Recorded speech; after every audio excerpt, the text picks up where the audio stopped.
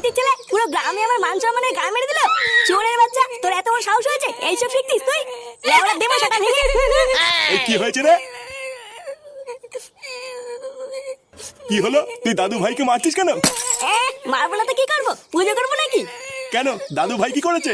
আবার জিজ্ঞাসা করছো কি করেছে? চোদ্দাটা কালকে হারান কাকার আম বাগানে নাকি বসে বসে বিড়ি খাচ্ছিল। হারান কাকা ওকে বিড়ি খেতে মানা করেছিল, আর হারান কাকা নাকি ও শান্তির ছিল বলে পালিয়েছে।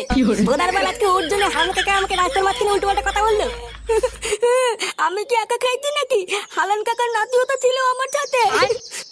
বালা, ও খেলে দোষ নেই, আর আমি খেলে যত দোষ না। কি বললি চোদনা? যত বড় মুখ নেই তত বড় কথা। তুই দাদু ভাইকে বকতিস কেন এইভাবে? বাচ্চা মানুষ এটা ভুল করে ফেলেছে, তো কি হয়েছে? কি হয়েছে মানে? লেওড়া তোমার জন্য আজকে এতবার বেড়েছে। আমার জন্য বেড়েছে মানে? চোদনা হরি, তুই যেই বলে আমার বিড়ি পুঙ্গা মেরে খাস, সেই বলে কোনো দোষ নেই না?